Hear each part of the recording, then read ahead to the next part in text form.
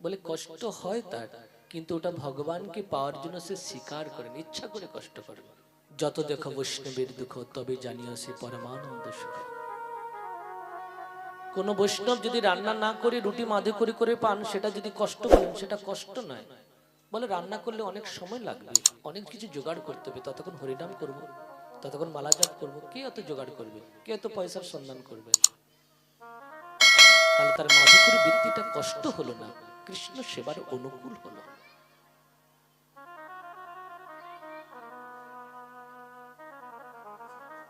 এই জন্য যত দেখো, এই যে প্রাকৃত দৃষ্টিতে যদি বৈষ্ণবের কোনো দুঃখ দেখে থাকে, কিন্তু সেটা দুঃখ নয়, সেটা তার সুখ। কারণ তিনি সুখীকেও সন্তুষ্ট করার জন্য, ভগবানের ভজনের জন্য তিনি সময় ব্যয় করতে চায় না, নষ্ট করতে চায় না। ওই সারাদিন 50টা পদ রান্না করতে থাকবো আর ভগবানের জপ সাধন কিছুই হবে না, এটা নয়।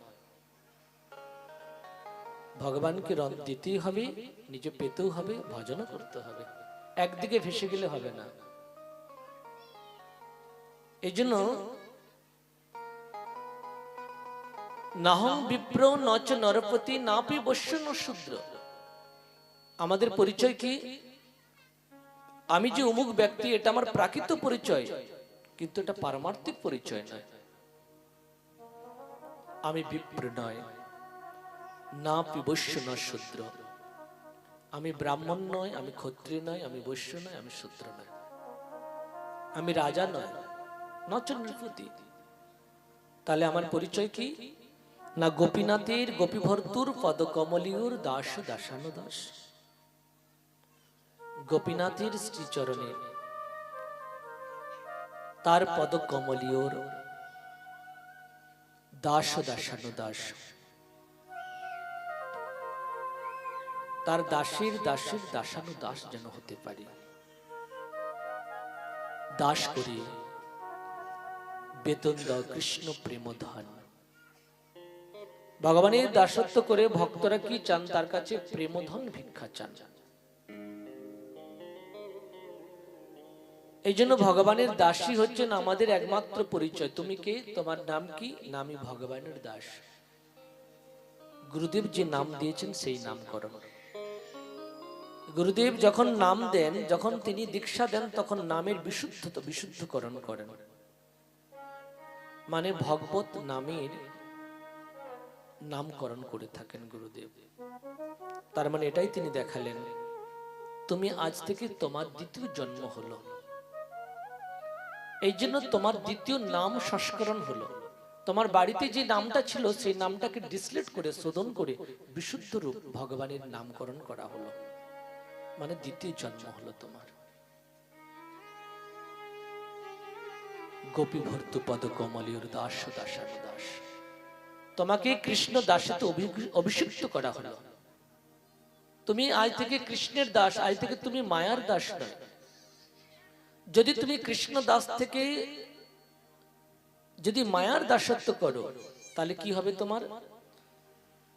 কৃষ্ণ ভুলি সেই জীবনাদি বহির্মোহ,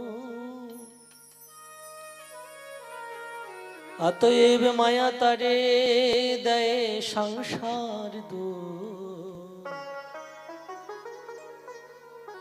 যদি তুমি ভগবানের দাসত্ব পরিত্যাগ করে যদি তুমি মায়ার দাসত্ব করো, তাহলে তুমি কৃষ্ণ ভুলি সেই জীবনাদি বহির্মুখ। তুমি ভগবানকে যে ভুলে আছো, অনাদি বহির্মুখ হয়ে আছো।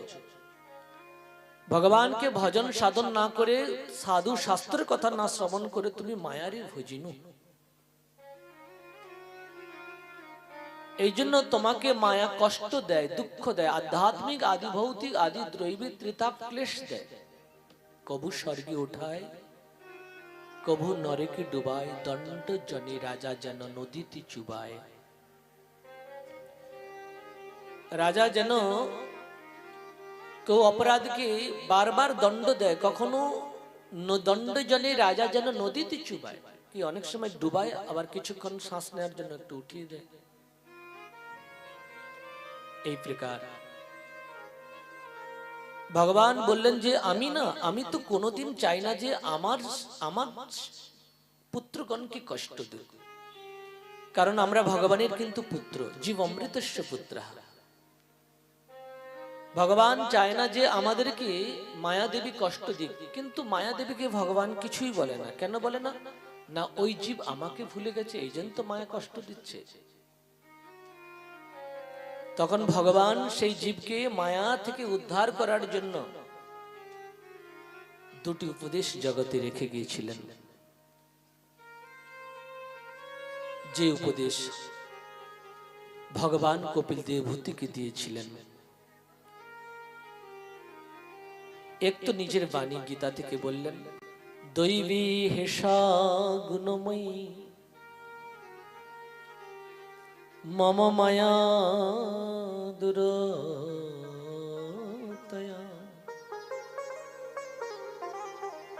মামেব যে প্রপদ্যন্তে মায়ামেতাম তরন্তি তে।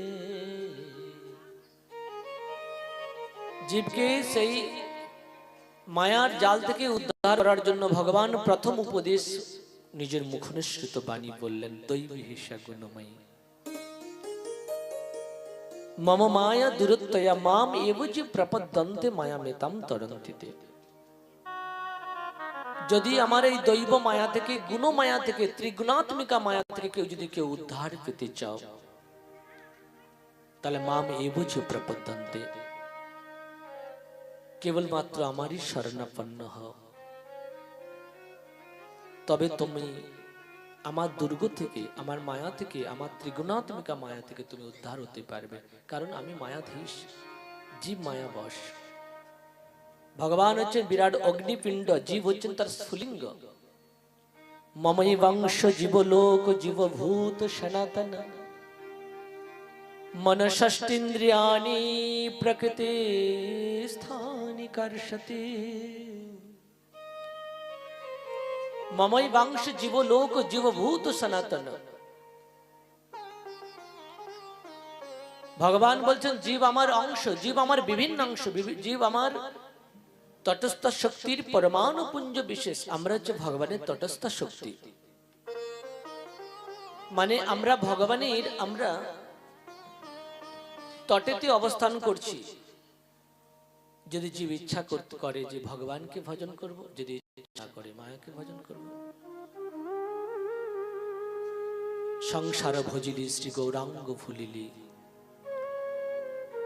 না শুনিলে সাধুর কথা। ইহ পরকাল দুকাল খোয়ালি মন, খাইলি আপন মাথা।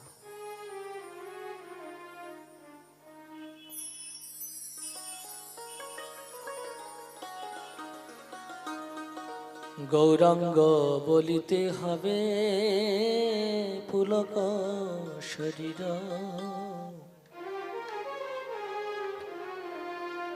হরি হরি বলিতে না অনে ববেনের।